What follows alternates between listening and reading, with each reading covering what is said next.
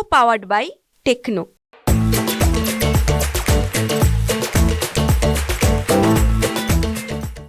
राजे, निवडणुकीचं वातावरण सर्वत्र आपल्याला दिसतंय. कागलमधून आपले जे प्रतिस्पर्धी आहेत, कागलचे आमदार आणि पालकमंत्री, हे आपल्यावर वारंवार टीका करतात. अनेक वेळा त्यांची जीभ घसरते, अपशब्द वापरत आहेत. तर काल सुद्धा गडिंग्लजच्या मेळाव्यामध्ये असाच प्रकार झाला. या संदर्भात आपण काय प्रतिक्रिया? सर्वप्रथम मागच्या 2 महिन्यापासून चुकीचे शब्द, एकदा औलाद हा शब्द वापरला, दुसरा शब्द मी वापरू शकत नाही. काल मीडियामध्ये बघितलं की तो भिकारी नावाचा शब्द एक वापरला गेला. एक आपण समजून घेतलं पाहिजे की कागल गडिंग्लज उत्तूर हे राष्ट्रीय छत्रपती शाहू महाराजांची जन्मभूमी आहे. आणि ज्या राष्ट्रीय छत्रपती शाहू महाराजांनी पुरोगामी विचार पुढे घेत भारतरत्न डॉक्टर बाबासाहेब आंबेडकरांना नेतृत्व करायला पुढे आणलं, कारण त्यांच्यामुळं आज संविधान अस्तित्वात आलं. आणि त्या संविधानाच्या अंतर्गत ज्यांनी आमदारकीचं पद आणि पालकमंत्रीचं पद त्यांच्याकडे आहे, त्यांनी जेव्हा असे शब्द वारंवार वापरले जातात, त्याच्या पुढे जाऊन सांगतो की गुरुंना गुरुदक्षिणा कशी दिली, गुरुंना जातीवाद म्हणणं, हे असे जेव्हा येतात तेव्हा मी स्पष्ट सांगतो की राष्ट्रीय छत्रपती शाहू महाराजांच्या विचारांचं, भारतरत्न डॉक्टर बाबासाहेब आंबेडकरांच्या विचाराचं डायरेक्ट ते अपमान करतायत. आणि सगळ्यात महत्त्वाची बाब, ज्या गडिंग्लजमधून त्यांनी हे भाषण केलं, गडिंग्लज हे फार वैचारिक पातळीचं, वैचारिक सरणीचं गाव आहे, पुरोगामी विचाराचं शहर आहे. अशी भाषणं कधीच गडिंग्लजमधून होत नाही. गडिंग्लजच्या इतिहासामधलं सगळ्यात खालच्या पातळीचं भाषण जर कुठलं झालं असेल तर पालकमंत्री महोदयांचं काल झालं. आणि त्याच्यामुळे ह्या सगळ्या लोकांचा त्यांनी अपमान केलेला आहे. स्वर्गीय राजेसाहेब आणि मंडलिक साहेबांचा पण टोकाचा संघर्ष होता. गडिंग्लजमध्ये बाबासाहेब कुपेकर साहेब असतील का स्वर्गीय श्रीपतराव शिंदे साहेब असतील, नलोडे साहेब असतील, ह्या सगळ्यांचं कधी ना कधीतरी संघर्ष होता. पण कधीही या लोकांनी अशी भाषा वापरली नाही. माझ्या हिशोबाने ही असंविधानिक भाषा आहे. आणि त्याच्यामुळं त्यांनी जे कागलचे 3,37,000 शून्य मतदार आहेत, या सगळ्यांचा अपमान केला आहे. आणि त्याच्यामुळं मला असं वाटतं की त्यांनी माझी नाही, या मतदारसंघाच्या प्रत्येक मतदारांची त्यांनी माफी मागितली पाहिजे.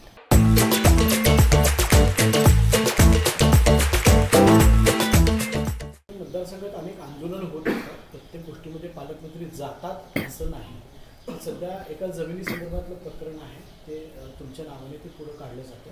आणि पालकमंत्र्यांचा विशेष रस त्यामध्ये दिसतो, कारण त्यांच्या आंदोलनात ते भेट देत आहेत, अनेक वेळा विचारपूस करत आहेत. तर हे नेमकं प्रकरण काय आहे आणि यातलं काय त्यांना साध्य करायचं काय? त्यांच्या हातामधून पुरोगामी चळवळ, जे त्यांनी नेहमी एक पुरोगामीचा पडदा लावून जे काम केलं होतं, कधीही त्यांच्याकडे पुरोगामी विचार नव्हतेच. आदरणीय शरदचंद्र पवार साहेबांच्या आशीर्वादामुळं त्यांना हे सगळं होतं. आत्ता जेव्हा त्यांनी आदरणीय शरदचंद्र पवार साहेबांची निष्ठाचा सौदा करून ते त्या दुसऱ्या बाजूला गेले, त्यांना आता हे क्लिअर दिसतंय की पुरोगामी चळवळीचे जी काही लोक त्यांना साथ देत होती, त्यांची साथ ते सोडायला लागले. आणि त्याच्यामुळे हे सगळ्या स्टंटबाजी त्यांना करावे लागतात. मी त्यांचे मनापासून आभार व्यक्त करतो की पहिल्यांदा त्यांना इथं जाऊन अशी भेट द्यावी लागली. मी वारंवार त्या गोष्टीवर बोललो आहे की काय असं असेल तर ती कारवाई करा. पण आता त्यांची चूक नाही आहे. काय झालं आहे, त्यांची पार्टी आता 4 कॉन्ट्रॅक्टरांची पार्टी झाली आहे. आणि जेव्हा आपण भांडवलदार म्हणून 4 कॉन्ट्रॅक्टरांची पार्टी, मी शब्द वापरले 4 कॉन्ट्रॅक्टर, सगळ्या कॉन्ट्रॅक्टरांना बोलणं फार चुकीचं आहे. फक्त 4 कॉन्ट्रॅक्टरांची पार्टी झाली आणि त्याच्यामुळं सगळेच गोष्टी त्या नजरेने बघायला आपण सुरू होतो. सो माझं त्यांना एकच म्हणणं आहे की थोडंसं आपण काय बोलतोय आणि कसं वागतोय याच्यावर पण लक्ष द्यावं.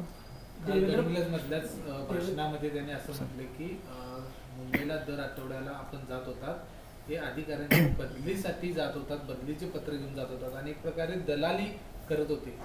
अशा पद्धतीचं देखील हसन मुश्रीफ यांनी काम. हां देवेंद्र काय, फडणवीस साहेबांच्याकडे तुम्ही कागल मतदारसंघातल्या आणि जिल्ह्यातल्या अधिकाऱ्यांच्या बदल्या व्हाव्या यासाठी वारंवार भेट घेतली असते. नाही, आता त्यांच्या कार्यक्रमाला देवेंद्रजींनी दांडी मारली, मग ते जेव्हा येतील विचारा, आले तर मला माहीत नाही. आणि ह्या सगळ्या गोष्टींबद्दल मी काही बोलणं, हे बघा एक समजून घ्या. परत शब्दरचना मी वापरताना शब्द काय वापरला, कॉन्ट्रॅक्टर, त्यांनी शब्द काय वापरला, हां हीच भाषा, ह्याच भाषेचं मला निषेध आहे की तुम्ही किती राष्ट्रीय छत्रपती शाहू महाराजांचा अपमान. कागलचं आज महाराष्ट्रामध्ये नाव कशामुळे येते? दलाली, दुसरा शब्द मी वापरू शकत नाही, औलाद आणि काल भिकारी. काय इमेज व्हायला लागली आहे कागलची?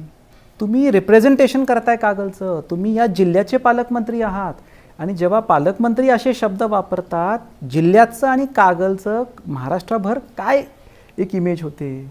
त्याच्यामुळं माझं त्यांना म्हणणं आहे की तुम्ही विकासाचं काही बोलतच नाही आहे. 25 वर्षांनी विकास केला म्हणतात ना, मग असे शब्द आणि अशा गोष्टी करायची आवश्यकताही लागायला नाही पाहिजे. पण अशा पद्धतीचे शब्द किंवा अशा पद्धतीची भाषा हे वारंवार अलीकडच्या दिवसांमध्ये काय येते असं वाटतं?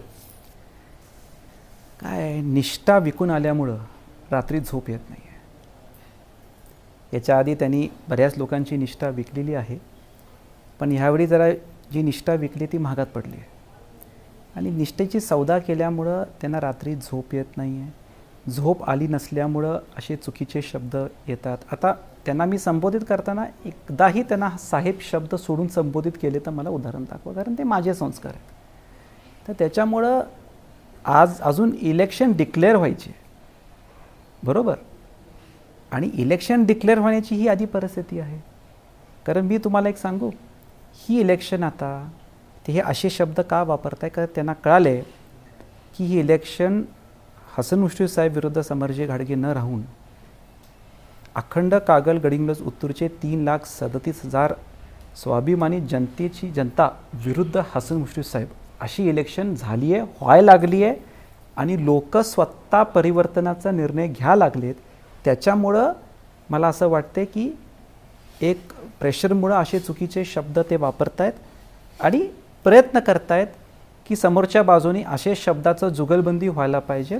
कारण त्यांना एकच सिद्ध करायचं आहे, त्यांना कुठंतरी कागलचं ब्रँडिंग खराबच करायचं. त्यांनी मला वाटते की त्यांच्या भाषेत बोलत नाही, त्याचा कॉन्ट्रॅक्ट त्यांनी घेतला आहे आणि मी पण ते शब्द वापरावे आणि पातळी जावी आणि कागलचं नावच खराब व्हावं असा त्यांनी कॉन्ट्रॅक्टच घेतला आहे, असं माझा स्पष्ट आरोप आहे.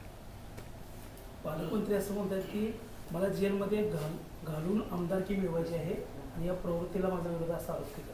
अहो, पळून तुम्हीच गेला ना त्या बाजूला, म्हणजे ते आरोप बरोबर आहे का चुकीचं आहे तुम्हीच सिद्ध केलेत ना.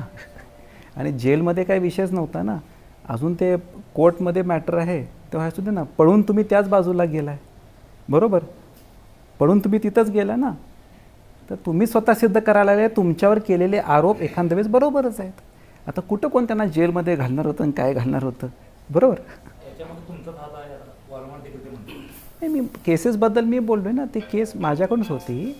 शेवटी एक समजून घ्या की जे आज जो दलालीचा शब्द माझ्यावर वापरत आहेत, 40 कोटी रुपयाचे पैसे जे खाल्ले आहेत भांडवलदार साहेबांनी, त्याचा हिशोब त्यांनी पहिलं द्यावा. मी त्या 40 कोटीचा हिशोब मागतो आहे. त्याच्यावर मी केस केली होती, कोर्टात केस चालू आहे, बरोबर. सो त्याच्यामध्ये जेलमध्ये टाकायचं आणि काय टाकायचं मला माहीत नाही. केस मी कोर्टात घातली आहे, त्याच्यावर काही दुमतच नाही ना. तर 40 कोटीचं पण काय झालं कोणालाच माहीत नाही. कागल मतदारसंघात मंडली गटाकडून बॅनरबाजी केली जाते, लोकसभा निवडणुकीत आपल्याकडून मदत झाली नाही असा त्यांचा आरोप आहे. कसं बघताय? हे बघा, राजकारणामध्ये जेव्हा आपण काम करतो तेव्हा मला वाटते की जेवढी कमी प्रतिक्रिया आपण देऊ, मी माझ्याबद्दल बोलतो आहे, जेवढी कमी प्रतिक्रिया किंवा कमी आपण बोलू त्याच्यामध्ये आपण राजकारणामध्ये शांत राहून बरंच काही सिद्ध करू शकतो. सध्याच्या परिस्थितीमध्ये मी जेवढं शांत राहीन तेवढं चांगलं परिवर्तन या मतदारसंघात लोकांनी निर्णय घेतला आहे. याच्यापुढे मला जेव्हा काही कमेंट नाही करायचं आहे. राज्यामध्ये सध्या तुतारी घेण्यासाठी अनेक हात पुढे आलेले आहेत. आपणही राष्ट्रवादीमध्ये प्रवेश केला, शरदचंद्र पवार गटामध्ये, हर्षवर्धन पाटील आले, अनेक नावंही आठवड्यामध्ये सुद्धा ते यायला सुरुवात झाली. आपण एक 2-3 दिवसांपूर्वी मुंबईमध्ये कदाचित शरद पवार साहेबांची भेट घेतली असेल, सुप्रियाताईंशी बोलला असेल. एकूणच कसं वातावरण आहे राष्ट्रवादी आणि महाविकास आघाडीचं राज्यामध्ये? राष्ट्रवादी आणि महाविकास आघाडीसाठी एक चांगलं अनुकूल वातावरण आहे आणि लोकांना आता परिवर्तनवर विश्वास बसलेला आहे. मला असं वाटतं की जे काही परिवर्तन राज्यात होण्याचे चान्सेस आहेत त्याचं सुरुवात कागलमधूनच होणार आहे असं मला वाटतं. शेवटी कागलच या परिवर्तनाला दिशा देईल याची मला खात्री आहे. राष्ट्रवादी मूळ राष्ट्रवादी शरद पवारांची अजितदादा पवारांसोबत जे सोडून गेले त्यांच्यापेक्षा चांगले चेहरे आता पुन्हा शरद पवारांकडे आता यायला लागलेत राज्यामध्ये. तर याकडे तुम्ही कसं बघता आणि काय बघता? आदरणीय शरदचंद्र पवार साहेबांचं मी त्यांच्या आता जे राजकीय माझे इंट्रॅक्शन झाले त्यांना आता नवीन नेतृत्वांना प्रमोट करायची इच्छा आहे आणि त्याच्यामुळं ह्या अँगलनी ते बघत आहेत आणि त्याप्रमाणे तशा हालचाली झाल्या आहेत आणि एक चांगलं नेतृत्व फ्रेश नेतृत्वाला आणायचं पवारसाहेबांनी एक विजन ठेवून आता काम सुरू केले. त्या अँगलनी काम चालू आहे. आठवडाभरापूर्वी वीरेंद्र मंडलिकांनी मेळावा घेतला. लोकसभा निवडणुकीत आपण मदत न केल्याचा आरोप त्यांनी केलेला. मी आत्ता राजकारणामध्ये कमी बोलायचं ठरवलं आहे त्याच्यामुळं तुम्ही तो प्रश्न 10 वेळा विचारा. माझा विषय तोच आहे की आता मला राजकारणामध्ये लाँग टर्म राहायचं असेल तर जेवढं मी कमी बोलीन किंवा जेवढं मी कमी प्रतिक्रिया देईन तेवढं माझी इनिंग राजकारणामध्ये लाँग राहील. को पावर्ड बाय टेक्नो.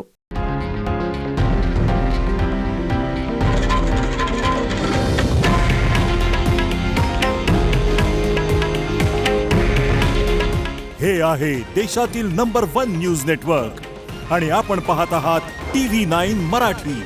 काळजी तुमची, हित महाराष्ट्राचं.